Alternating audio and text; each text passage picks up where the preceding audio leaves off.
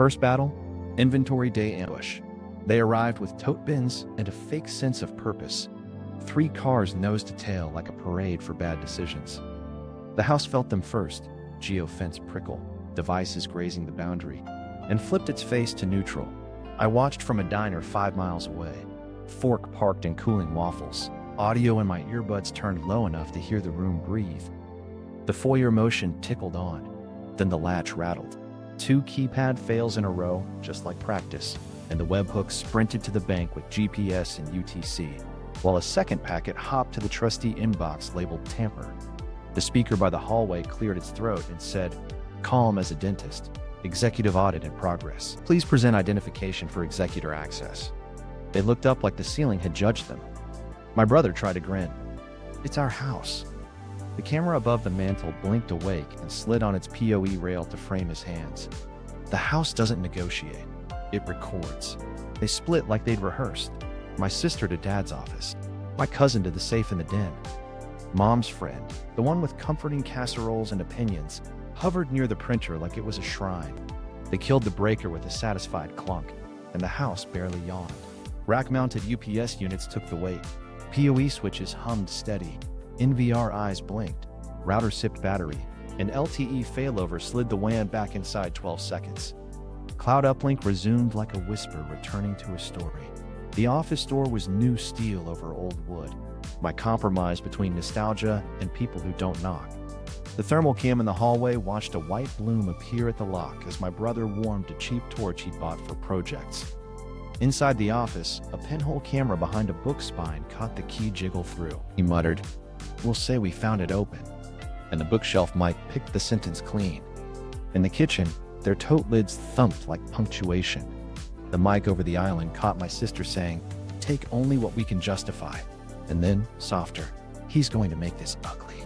The speaker, neutral as a cue card, repeated, "Please present identification for executor access." They ignored it the way people ignore smoke alarms on TV. I watched the den cam pivot. My cousin, arm deep in the safe drawer, pulled out a manila folder with theatrical surprise. Here it is. Consent. The cam's lens washed a tiny flare across the page. Laser fuser sheen, the kind MIC yellow dots danced on. The hallway wide shot got the printer's sleep-wake flicker. The office cam got the staple angle.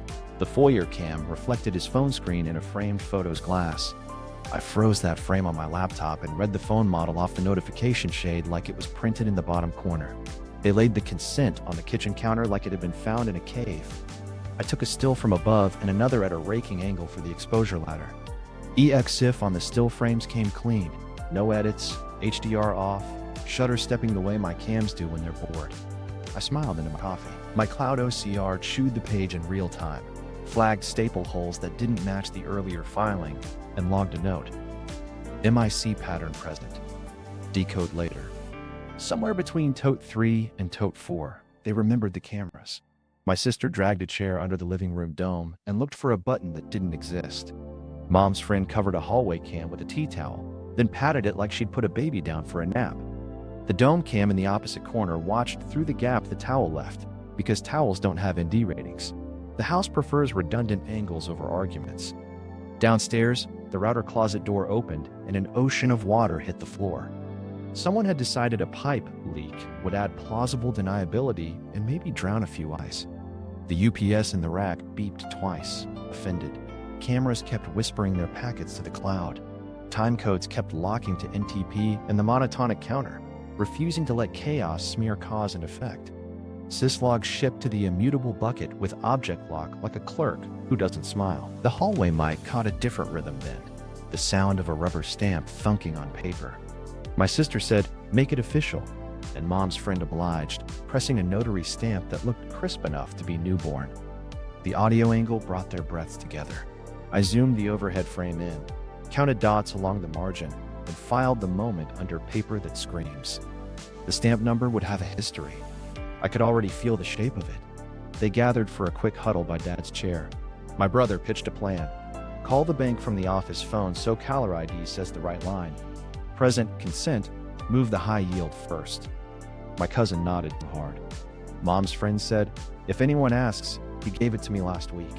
The speaker, unfazed, said, Please present identification for executor access.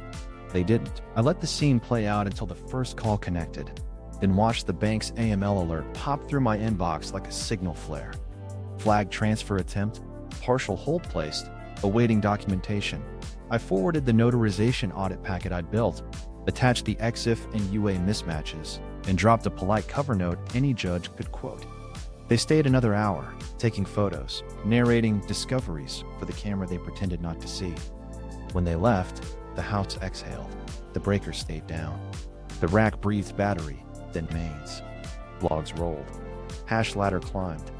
I paid my bill, left cash because my card lives in logs, and walked into a sky that felt like clean code. The first battle wasn't noisy. It was accurate. And accuracy, The bank run, when you're turning money into evidence, feels like the morning after inventory day, they shifted from theater to wiring money. I could feel the tempo in the logs. Texts pinging between their phones on my geofence edge. A calendar entry called bank errands.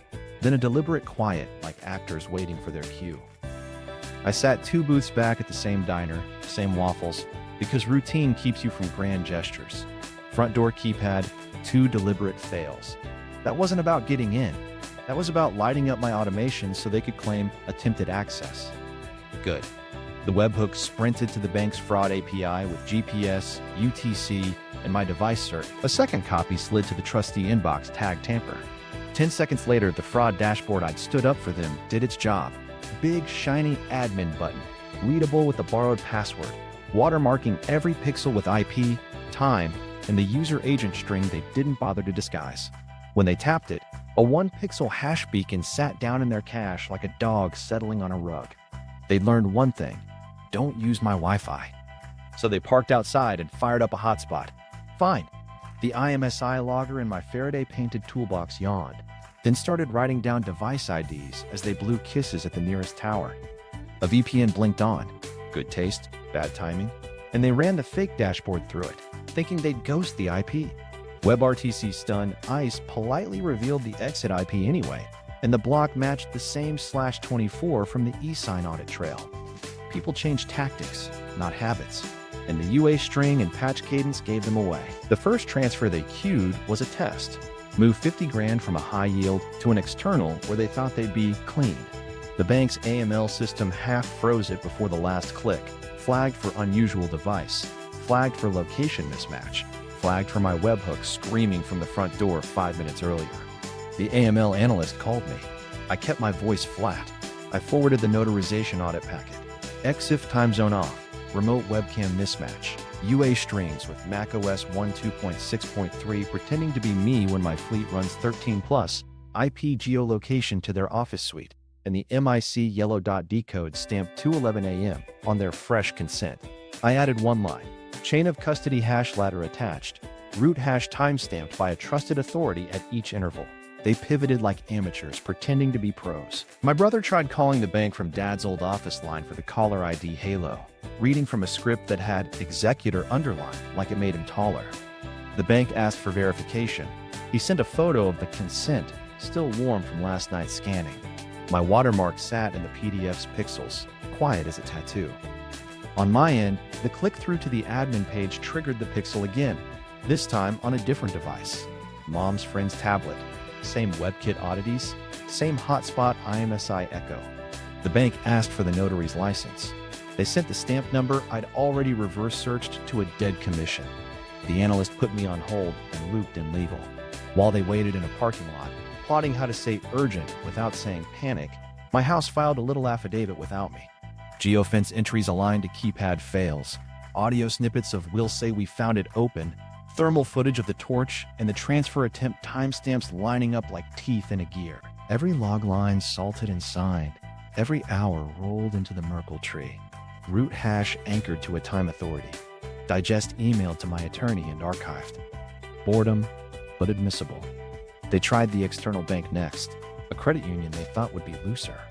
The moment they authenticated, my decoy dashboard offered an override button the size of a billboard. They clicked it, because humans click big things when they feel small. The overlay wrote their IP and UA across the screen in red for the camera and their own reflection. That's the thing about phishing your own attackers. It's not theft, It's a mirror.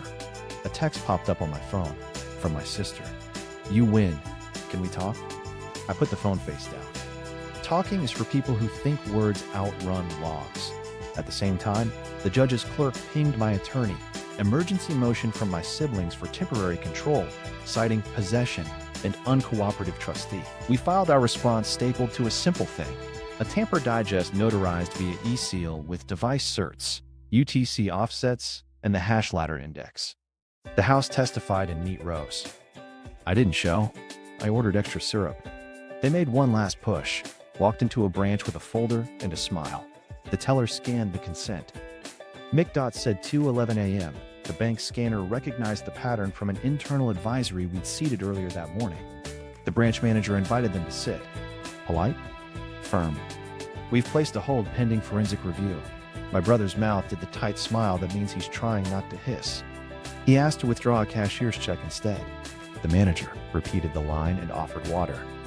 While they steamed, I sent the AML team the WebRTC leak logs, the IMSI snapshots, and the overlay frames with their devices' UA strings burned into the corners. The AML lead murmured something about appreciating structured evidence. I sent the Merkle route again just because it made me happy. By evening, the transfers were flagged, their external accounts under a soft freeze, and the special master request on the judge's desk. I watched the house lights come on in a pattern nobody could fake, heard the soft click of locks choosing their own side, and let the adrenaline drain. Money didn't move. Evidence did. The notary ghost, paper that screams. I started with the stamp because stamps lie with confidence. Freeze the kitchen overhead where they thunked it down. Crop, enhance, not CSI magic, just patience. The number rode the rim like a license plate. I typed it into 3 different databases, then a 4th that isn't public, but talks if you speak politely through a clerk. Hit, commission expired 2 years ago. The registry note said, non-renewed, deceased. Paper that screams rarely whispers first. Rewind the audio. The stamp makes a dull heartbeat against the counter, and my sister says, "Make it official." Official, using a ghost. I pulled the PDF they filed and split it apart. The seal image wasn't embedded as vector. It was a flattened bitmap with a neat halo where someone dragged it over a wrinkle. Pixel edges don't lie to people who watch pixels for sport. I mapped compression artifacts. The rest of the document breathed at one quality. The seal wheezed at another. Their remote notary clip wanted to be convincing enough for anyone who doesn't pause. I paused. I ran a crude lip read on my brother when he leaned over the camera, murmuring a name while he shuffled papers. 3 syllables. Soft G in the middle. I listened again. The same name my hit returned, only said like a memory, not a greeting. Reverse image the notary's profile picture from their site. Dead end. Reverse the stamp number. Obituary. I didn't gloat. I took notes. Then the call record. The court file had a callback log. The notary phoned the clerk to confirm filing. I yanked the number into a lookup. Burner range, prepaid. I can't subpoena tower records, but open source coverage and observed signal strength from my own logs placed the call on a sector that covers my brother's gym. Time lined up with his check-in he brags about. You can get fit and still leave footprints. The webcam in the clip bugged me. EXIF said wrong time zone. Vendor ID pointed to a bargain brand. Exposure stuck like gum. I scrubbed frames for something human. Iris shimmer, a tiny pulse at the temple, the way light stutters when your hand shifts. Nothing. Virtual background as religion. I zoomed a glass cabinet in the room. Reflections betrayed softboxes again, plus a black rectangle that didn't sit flush with the world. A green screen edge leak, charming as a stagehand shoe. I could have called them then. Hey, which cemetery notarized you? That might have felt good for the duration of a deep breath, but Dad's voice arrived with syrup and a diner mug. Trust, verify, then verify the verification. Confrontations feed stories. Receipts feed judges. I filed a quiet request through counsel. Court permission to submit a supplemental affidavit from a system of record, my house. No theatrics. We included the hash ladder digest, root hashes timestamped by a trusted authority. Inside, a section labeled Notary Ghost. Bullet 1, stamp number tied to a deceased license. Scanned sealed bitmap mismatched compression. Bullet 2, clip EXIF shows wrong time zone. non-UVC compliant webcam, flat exposure inconsistent with live environments. Bullet 3, lip read name matches, expired notary, callback from burner triangulated near relative's gym, bored to tears, airtight. Breathing room found me at a two-top with butter packets. I remember Dad flipping pancakes and teaching me checksums as if they were riddles. He'd lean in. If a thing is true, it can be proven the same way twice. My fork tapped the plate in time with the mental math. Grief has a strange way of making you organized. They filed an emergency motion, leaning on possession like it was a character witness. Their argument: we're inside, we found consent, we're moving fast because he's uncooperative. Possession-only playbooks fold when paper starts talking. I let the clock tick because every tick strapped another timestamp to their story. The hearing date landed. I added one more thread, a call record of a spoofed notary returning the bank's question. I captured the SIP headers off my VoIP bridge. Their burner had sloppy routing, no stir, shaken signature. The bank's system flagged it as likely spoof. I printed the headers with a little arrow, absence of attestation. Judges don't need jargon. They like arrows. Moral tension crept up the back of my neck. I could text them a single line, "Stop before you drown." But that would make me a participant. The cleaner play is colder. Boundaries are sometimes built from silence that hurts in the moment and heals in the ledger. On the way back to my borrowed room, I passed by the ocean. Wind pushed the smell of salt and metal. I pulled up the overhead from the kitchen again and watched the stamp fall in slow motion. You can see the human wrist in it, a little tremor, a half-second indecision. For a second, I wished I didn't know how to see that. Then the feeling passed. That night, the house prepped its testimony. Log digest rolled. The myrtle tree grew another branch. Root hash anchor. I laid out the exhibit list like tools on a bench. Stamp registry screenshot, obituary, webcam exif, lip read worksheet, tower coverage map, SIP headers. No commentary. The story tells itself if you refuse to interrupt it. They planned a bank run around a ghost's signature. I planned a mirror. When you hold a lie up to itself long enough, it starts describing you. The bank run, turning money into evidence. The morning after, their confidence sounded like tires on gravel. Calendar ping. Bank errands. Then radio silence, which is louder than noise when people think they're clever. I took my corner booth, same waffles, because ritual is ballast. The house pulsed steady in my ear. 2 front door keypad fails, on purpose. They wanted my system to chirp so they could claim I was blocking. Perfect. The webhook fired to the bank's fraud API with GPS, UTC, and my device cert. A second copy slid to the trustee inbox labeled tamper, timestamped down to the millisecond. 10 seconds later, their consolation prize lit up. My fake admin dashboard. Big capital admin, fat button, easy font. They clicked like it was candy. The page watermarked itself with IP, time, device UA. A 1-pixel hash beacon tucked into their cache like a seed. They hid in the car and spun up a hotspot. Fine. The IMSI logger, napping in a Faraday-painted toolbox under my porch, opened one eye and wrote down their device IDs as they kissed the nearest tower. A VPN snapped on, green checkmark smug.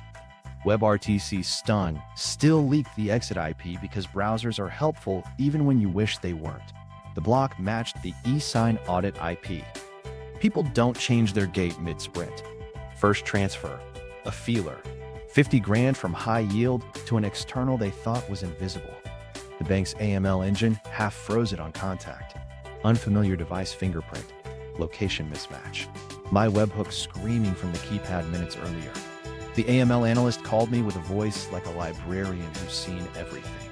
I kept mine boring. I forwarded the notarization audit. EXIF time zone wrong. Webcam model mismatch. UA strings pegged to macOS 1.2.6.3 and an older Safari, while my fleet sits on macOS 13+. IP geolocation. Their office suite, not my home. Attachment 2. Mike yellow.decode. 2:11 a.m. print. Serial mapped to their color laser. Attachment 3. My chain of custody digest. Each log salted and signed. Hourly Merkle hash ladder. Root hash timestamped by a trusted time authority. The analyst hummed. Structured. Thank you. They pivoted to phone. My brother read executor from a script into a handset he chose for caller ID Halo. The branch asked for verification. He emailed the consent, still damp from last night's scan. The PDF wore my pixel watermark quiet as freckles. Mom's friend tried the admin override on my decoy again, on a different device this time.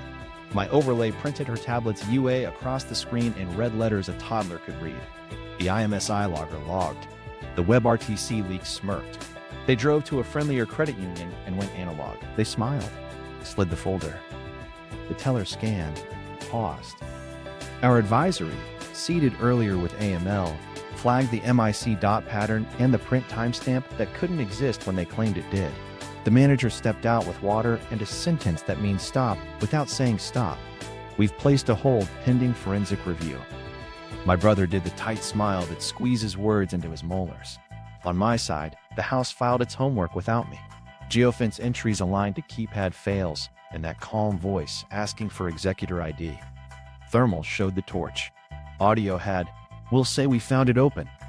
The front door auth failures pushed webhooks to the bank's fraud endpoint with GPS. The decoy dashboard collected clicks, burned IP, time, device UA into the corners, and dropped unique pixel hashes into whatever browser they borrowed. My syslog fed the immutable bucket, object lock on, retention set to stubborn. Each hour, the Merkle tree climbed, and the root hash got notarized by time like a stamp on a passport. Their VPN kept flipping. WebRTC kept tattling. They tried the external account again from a coffee shop that thinks free Wi-Fi is community service. The page still watermarked, and this time the WebKit version gave away an old iPad they didn't patch.